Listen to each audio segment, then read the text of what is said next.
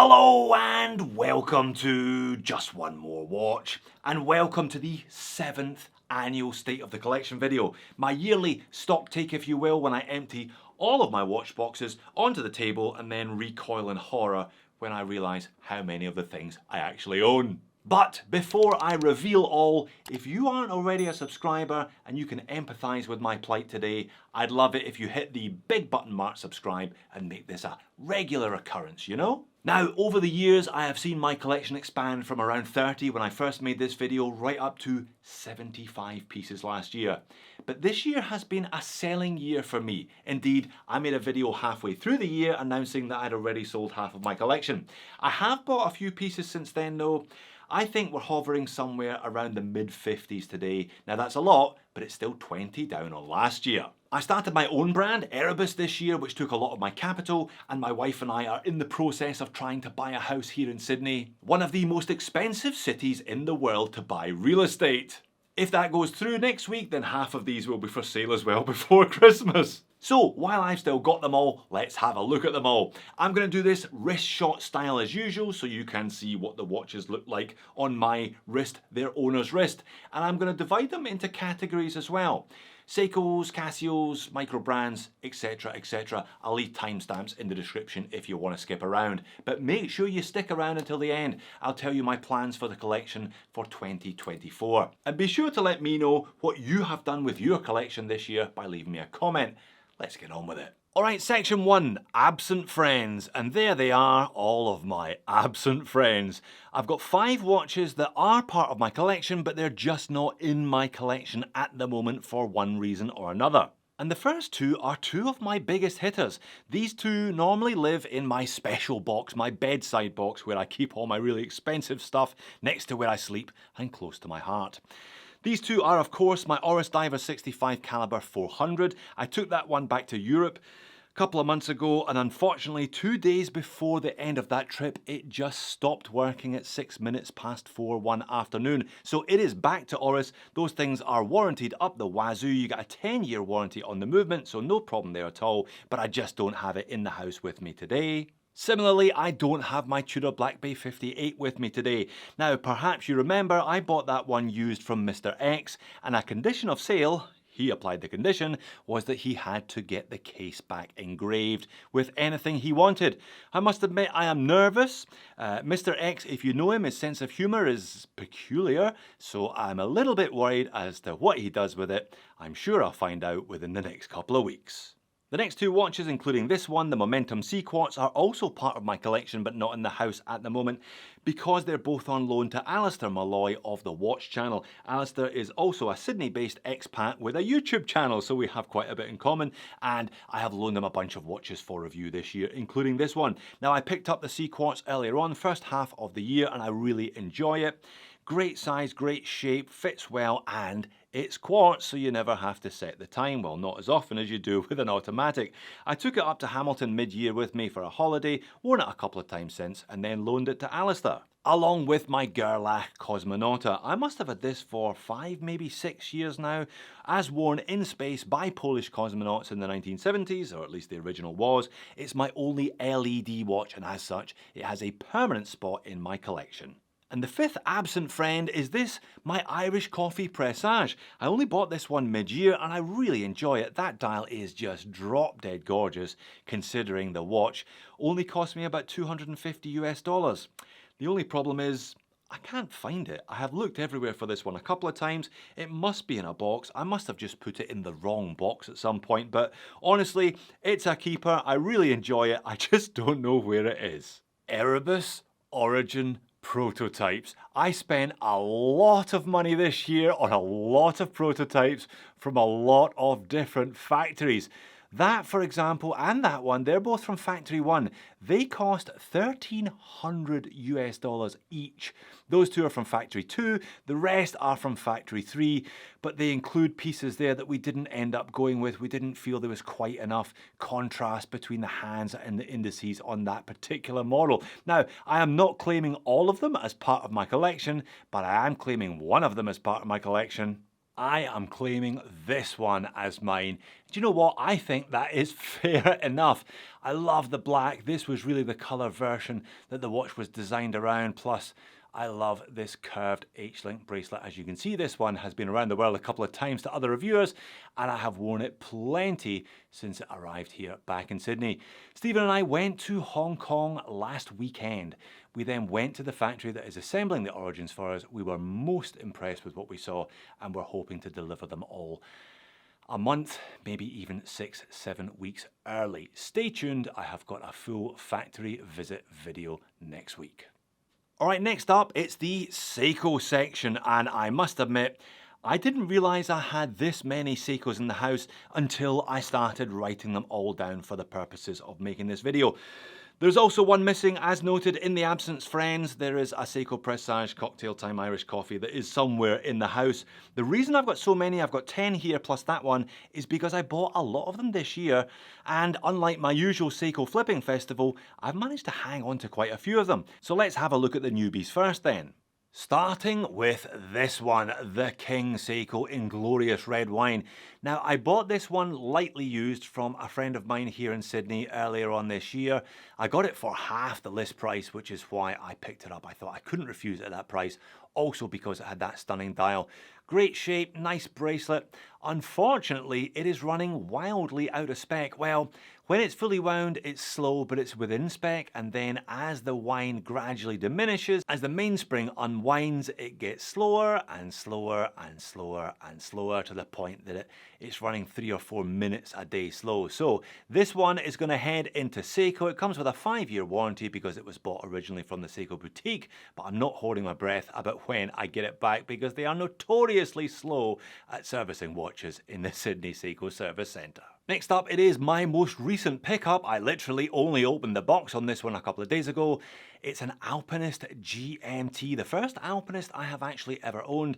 I was eyeing this one up. I thought it was a great size, looked really good as well. Plus, it had the 6R GMT movement, which is one I have not tried up until this point. And you know what? It does look really good. Case finish is lovely, the dial looks great, and it hangs an extra GMT hand very convincingly, which is not something you can say about all watches.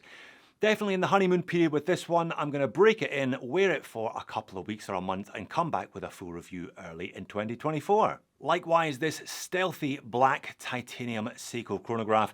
Got this one for a bargain price. I paid 299 Aussie dollars for it a couple of months ago. And it's really impressive for the money. The dial looks fantastic if you have sharp enough eyes to tell what the time is. Again, give this one another 2 or 3 weeks and I'll come back with a full review, but who knows, it may actually hang around for a little longer than that. The Hojicha Green Tea Presage Cocktail Time has managed to hang on to a spot in my box for at least 3 months now, which isn't too bad going, to be honest. I bought this one after a couple of months of looking for one. I got it from Japan direct. I got it used. It was a little bit rough when it arrived though, including a couple of scuffs to the hard legs, so that was my excuse to buy a Dremel and polish the hard legs. But I awarded this one Dial of the Year, and it's not hard to see why. The dial is stunning. Nobody does budget dials quite like Seiko do. And another Seiko that I got straight from Japan this year is this one. It is the Mini Turtle. This was a rebuy for me. I got one of these when they first came out, really enjoyed it, but for some reason I sold it, so I went back to buy.jp and picked up this one. You can tell it's a JDM model because it has the red second hand and the red Divers 200 meters script printed on the dial. Kind of underrated, the Mini Turtle, I think. Wears really nicely, half decent bracelet, divers extension and all the rest of it, but just doesn't get much love, didn't sell in big numbers, and is now a little bit hard to find as a consequence. And then there's the watch that kicked off the affordable GMT craze a couple of years ago, or at least the movement in the watch that kicked off the affordable GMT craze a couple of years ago. This is the Seiko 5KX GMT, it's the SSK is the model. I do like this orange one, and I do like the Jubilee bracelet that it's on as well. Nice watch, wears pretty well considering its size because Seiko, as always, keep a really short lug to lug on these. I don't own a 5KX, but I do own this one instead because of the extra functionality. Plus, I also own 3 SKXs, including what is essentially a Safe Jenny 007. This is a J model, and it has never left the house. I've got a box fresh As you can see, this Jubilee is not brand new. I have a box fresh Jubilee ready to go on it should I ever decide to venture outside with it. But I don't know, I kind of bought one just as they were getting hard to find. I think they're getting even harder to find these days. Some silly prices on rubber for these, so I was glad to pick one up on a fresh Jubilee. Yeah, maybe I'll keep it, maybe I'll sell it, maybe I'll spend another year lurking in the box. One SKX that does make it out of the house on a fairly regular basis is my modded 013. This is the smaller 38.5 size. I modded this one with sapphire crystal and a loom ceramic bezel insert many years ago. It's been around the world with me several times. I do enjoy this little watch quite a bit. And rounding out the Seiko section, we have a couple that I have modded. Have a look at the day and date wheel. Not all that successfully modded, if I'm being honest. I did this one a couple of years ago. It was the kind of last round of SKX mods that I did. Blue purple AR sapphire loom ceramic bezel insert NH36 swap and a Zoan fitted rubber strap. Unfortunately, it looks like I didn't quite get the day date wheel, so this one will be going back under the knife in 2024. And finally, this is my modded SRPE, my Dress KX in two-tone with a strap code Jubilee sapphire crystal gold crown, looking nice and blingy there. Haven't worn this an awful lot since I modded it, which tends to be the way of things. I tinker around with a watch and then it sits in the box. Maybe I should stop modding watches, eh? Alright, the AliExpress section is next. Always relatively fluid because of the relatively low purchase price of the watches. I'll kind of buy one, review it, sell it, move it on, etc. However, there are a few classics in inverted commas, I would say, that I have kept for the long term. And there's one on the table here, which is not actually an AliExpress watch. I wonder if you can tell me before I tell you. I'll tell you what, it's not this one. This is definitely an AliExpress watch. I paid exactly $200 for this Lobini micro rotor in the early part of the year, and it is worth every single one of those dollars. I swapped the strap over though. The original strap that it came with was dreadful. One of these toad leather things on a deployant, just painful. But this is such a nice watch. Check how slim that is on wrist, and check out the movement. The front of this watch is very attractive, save for the rather unnecessary date complication. But the back of the watch is stunning. This is not the first time I have seen a beautifully decorated Chinese movement in a watch costing under $200 that actually stands up to observation under macro lens. Yeah, really nice. This is a movement you can buy for a lot more money elsewhere, but I'm happy with my $200 interlaken. She's a keeper. I'm also really happy with my $70 Pagani Mission Alaska Speedy type thing. I try and limit myself to one Pagani, one San Martin, one Baltony, etc, etc. So this is the one that I have hung onto this year. A fun watch, makes me smile every time I wear it, every time I see the thing. Stunning value, sapphire crystal, sapphire bezel insert, and I love the colour scheme. Yeah, 70 bucks. If you're keen on a Pagani, this, in my humble opinion, is the one to go for. And if you're keen on a San Martin, this, in my humble opinion, is the one to go for. It's their SN0116, I believe. 39mm kind of skin diver case, GMT. And look at those colours. Finally, San Martin are experimenting with some of their original designs. They're mixing up their colour palettes. Nice beads of rice bracelet on the fly adjustable clasp, fantastic finishing. Yeah, I try and limit myself to only one. I had the non-special edition, not quite so colourful blue one in my collection for 6 months or so, but it got bumped in favour of this avocado number, and I have no regrets there whatsoever. It's a beautifully well made watch for $300. This Baltony military chronograph is also beautifully made for half of that, $150 or even less during a sale. This thing made my top 5 best watches of last year, certainly one of my best AliExpress pickups of all time. It's now on a Barton Elite silicone strap, where it will stay beautifully colour matched as well to that kind of Fotina dial. Bead blasted case, Seiko Mecha quartz movement, great loom, plenty of water resistance, and one of the best bits of crystal I've seen on an affordable watch, all for $150. In fact, just about the only thing better value than a Baltony is a steel dive. I have gone on record saying that this is the world's best value automatic watch. Seiko, sapphire, ceramic, Willard style case, now with a new decent milled scissor clasp. On sale, you can pick these up for under 100 Aussie dollars. They're about 65, 70 US dollars. Just a ridiculous amount of watch for that money. This is a bit of a benchmark. This one is going nowhere. Likewise, the good old Cadison C1032 is a permanent part of my collection. I paid $55 US for this one, I think, a number of years ago. It's shiny and it's showing its age in certain areas. Some of that high gloss finish is wearing off, but that is what Cape Cod polish is for. Such a simple, clean design, such a bargain of a watch. Moving on to one of two SEA-GULL 1963s, or should that be SEA-GULL 1963. This is the, in inverted commas, original. It's hard to keep a straight face when you're talking about an original SEA-GULL 1963. This is what SEA-GULL themselves sell. They obviously license the others or tacitly endorse them because they sell the movements that go in the back of all the others, but this is the outrageously expensive one that they themselves sell. It comes with a closed case back, as you can see here, a certificate of authenticity and a whopping price tag, but I figured I may as well keep this one, seeing as the official store were kind enough to send me it last year. And finally, it's the AliExpress watch that isn't an AliExpress watch. It's a SEA-GULL 1963, again, this time not from AliExpress, but from SEA-GULL1963.com. This was one of their short-run limited edition bronze ones that sold out within minutes earlier on this year.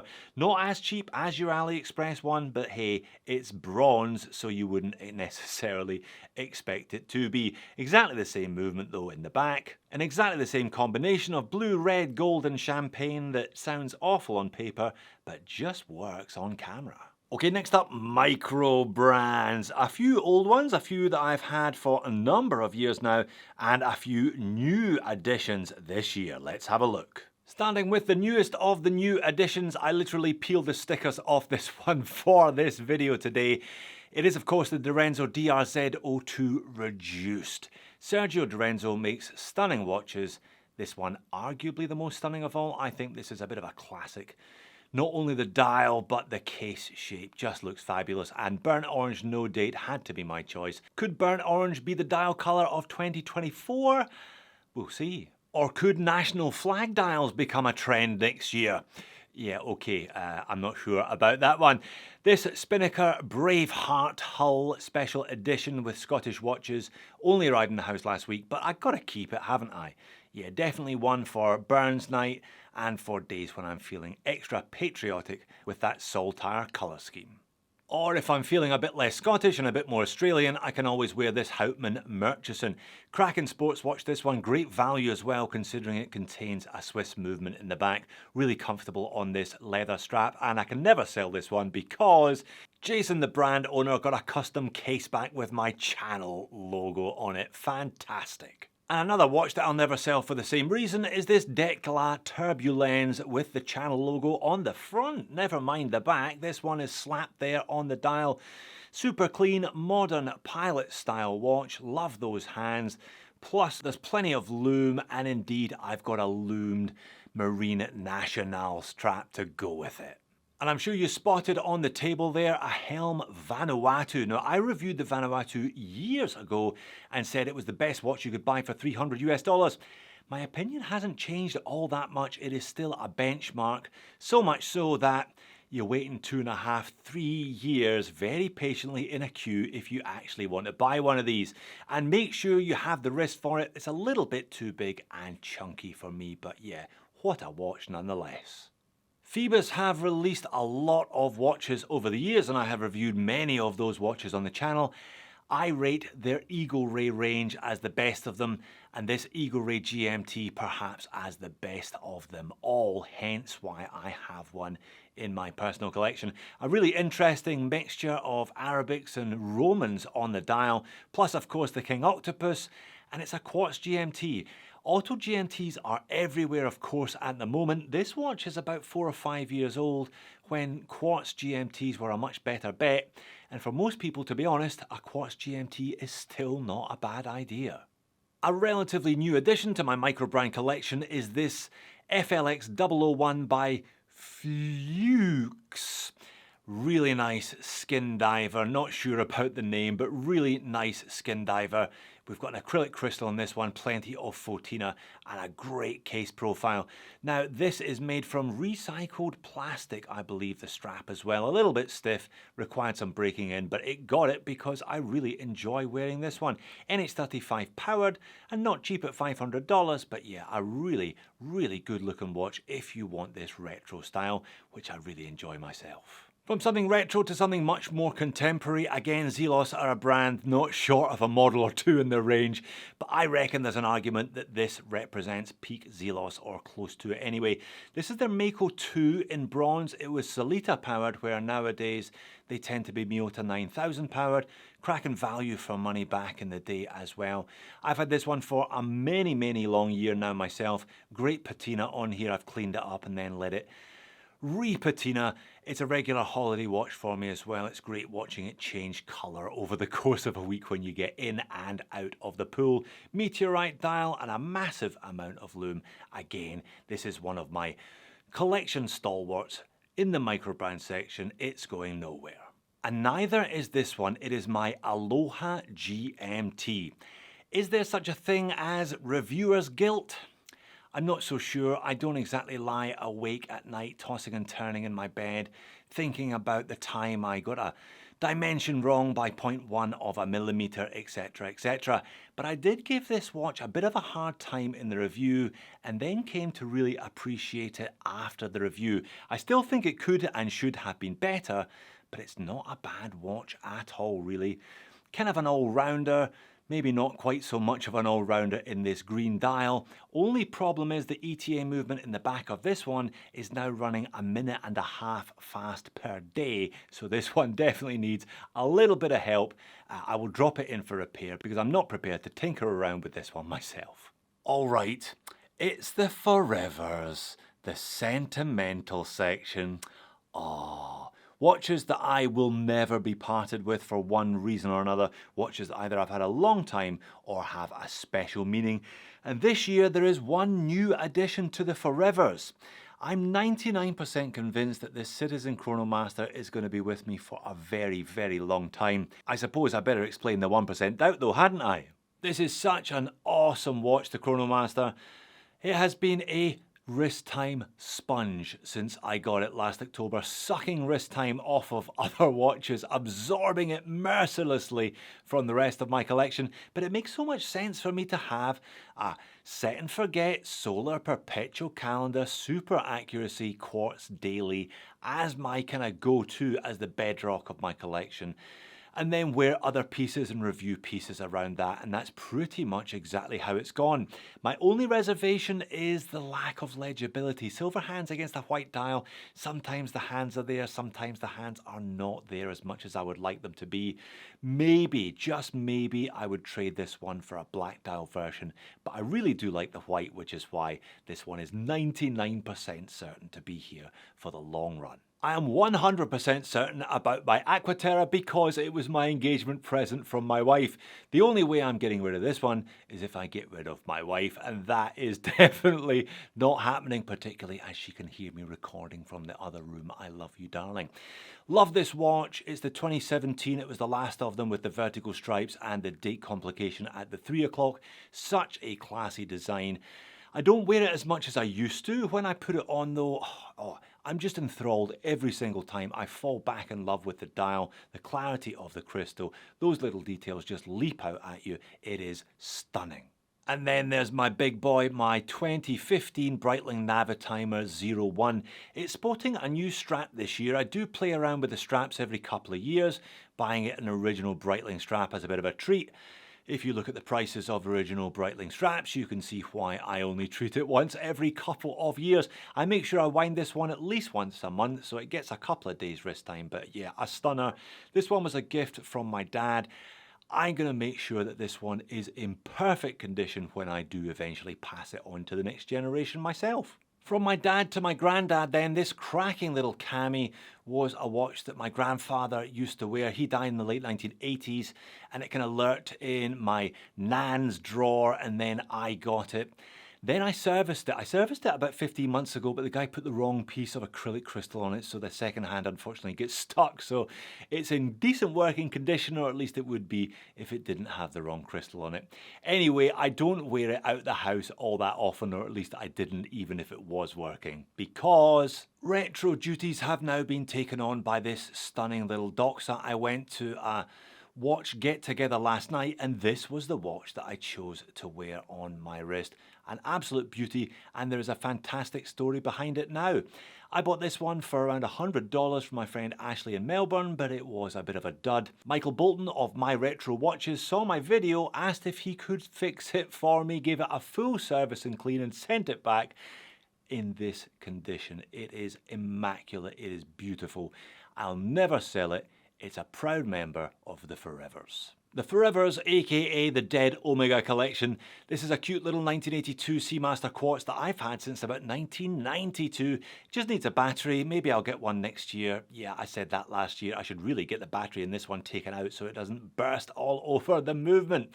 I wore this one for about 10 years thinking I was a baller with my little 34mm Omega Seamaster on a jingly jangly Jubilee. It's still in really good condition though, considering the watch is 40 years old.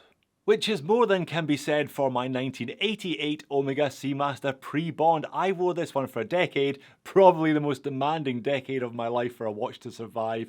25 to 35. And yeah, it didn't survive, it died a death pretty much around my 35th birthday. As you can see, this thing has been through the ringer. Plenty of scratches, plenty of marks, and the dial pins cracked, and then the movement gave up entirely. So yeah, no rush to fix it, no rush to do anything with it, but I'll never sell it. And finally, it's the Casio I had as a kid. Not specifically this one, but this model. It's a Casio W10, and it's the first watch that I ever remember owning. I'll never forget it because of the blue, because of the red, because of the yellow, because of the kind of turquoise up there. I was fascinated by this watch. Used to spend hours, days, months of my life pressing the buttons, including the tiny useless light in the corner. The original is long gone, but I found this one new old stock from a dealer in Spain a number of years ago, so I bought it, and it has never left the house. Moving on to the Casio section. I love the company, I love their watches, but I hate filming them because none of them sit flat on the table. Anyway, you know it's been a selling year for me when I've only got one or two new Casios on the table. I bought a bunch. I bought those new tiny Duros. I bought a couple of G-Shocks mid-year as well, but I ended up moving them all on. However, I kept this lot, including the newest of them all, the Wave Scepter, my first personal encounter with this sub-brand of Casio's, JDM only. And as you can see perhaps here, oh, I put a nasty gouge in the crystal of this one. I'll need to do something about it. This is a great watch. Insane backlight here, plus a bunch of extra features because of the negative display LCD, and it's super lightweight as well. Yeah, this one will be hanging around for a while, I'm sure. As will my number one Bluetooth Tough Solar Square. Oftentimes I put this one on, take it off a couple of days later and question why am I taking it off. It probably does 95% of situations, definitely a little bit too informal for my shifts at the Opera House, for kind of going out for dinner, etc, etc. But yeah, most of the time, most conditions, one of these Square Gs is an awesome choice. And to prove it, I've got two of them. This one is a standard battery powered one. I've had this since about 2017. I sold it to a friend who then sold it back to me. So it's 6 years old. Hasn't seen a lot of use, but yeah, I keep it as a spare in case I need a spare. Redundancy and all that. And just in case my spare G-Shock needs a spare, I also keep this one. Casio 2100, the one with the white numerals and indices. I modded this one in various guises, but I stripped it back to its purest form. Yeah, really like these Casios. I haven't got tired of them. I think Casio have pretty much done them to death by now, but there's still a place for them in the market and a place for them in my heart. And this is actually one of my oldest watches. I've had this for 16 years. I picked it up in Singapore on a trip there in 2007 because I couldn't get this particular Casio model here in Australia. I had to go overseas for it. It's the DBC32, and I like it so much that I have got 2 of them. Why not? They are so economically viable you can afford to have a few. That's why I don't tend to sell my Casios. I tend to hang on to them long term because the market for used Casios is a little bit deflated most of the time. Super light though, definitely has nerd appeal, geek chic this one. And while we're on multiple examples of the same Casio, I may as well get onto the AE1200. Look, I think most people will have one of these watches in their collection, or at least most people who are collectors of affordable watches should have at least one of these in their collection. They are awesome, and they're still less than $25 US. Although admittedly, this one is about $125 worth because that is a metal case. That is sapphire crystal. It's a mod kit from SKX Mods. They cost about 99 bucks, but still for $125 you're getting a fantastic watch with a bunch of features, and it'll look great for decades because of the case and the crystal. And indeed, I have one of their metal braceleted variants as well. This I found a bit disappointing because the clasp is no better than the one supplied with the metal braceleted Casio. This one I modded a couple of times. I took some of the dial text off it to make it an even cleaner look. Yeah, so certainly not as affordable as a base Casio, but still pretty affordable when you think about it, and really well spec'd when you think about it also. No F91W in my Casio collection. I find that one just a bit too small. My preference is this one instead, the W217H. A little bigger, a little thicker, better backlight, better water resistance. Generally a little more usable for the average size wrist like what I have. But I do have one relative tiddler. It's this one. It's the AQ800E Annie Digi reissue from a couple of years ago. Look at that wrist roll. How much gold do you want for about $45 US? Fantastic. But wait, there's more. I've got a few more gems on the table here today.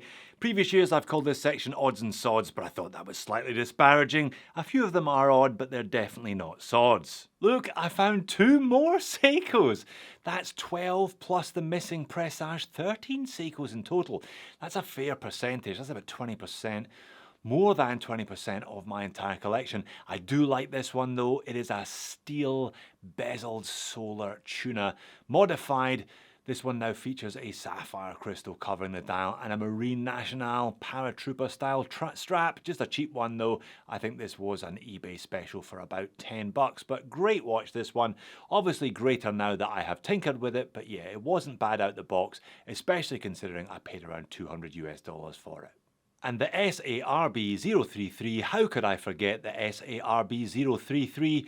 Peak affordable Seiko in many respects, sadly. Yes, this watch does represent something that is gone probably forever.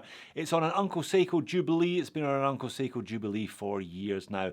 I thought about modding the crystal, putting domed on it, but I think I'll just leave it the way it is. An absolute benchmark, this one. I've said I'll never sell it. It really should be in the forever section. Perhaps it'll get promoted next year. And then there's my Tissot PRX. Has there been a watch released over the last 5 years that was more obligatory to purchase than the Tissot PRX? I'm not sure. I went for this one. I went for the brushed silver dial with the rose gold hands. Check that wrist roll. It is pretty spectacular.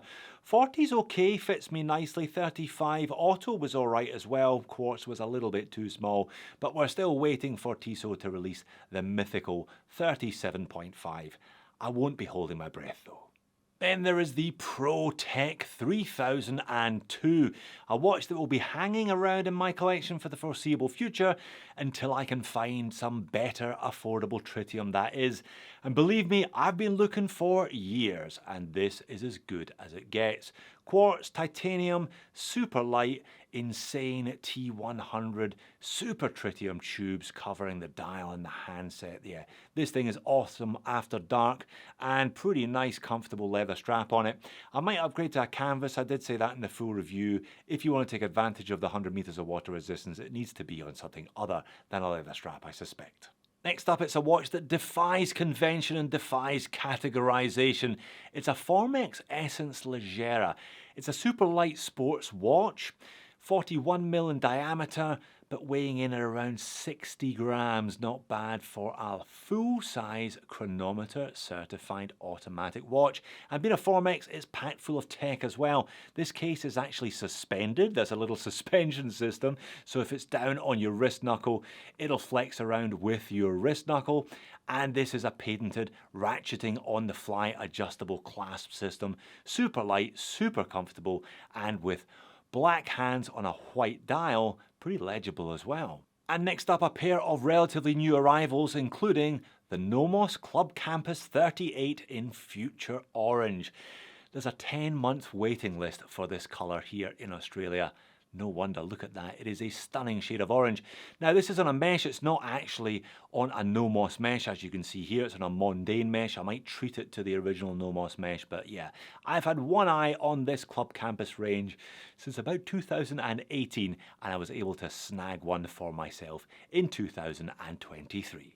And last, but by no means least, it's the new Christopher Ward Moon Phase. Look at that thing. Aventurine dial. Beautiful. Absolutely stunning watch to look at. Review coming soon on this one. It only arrived a couple of weeks ago.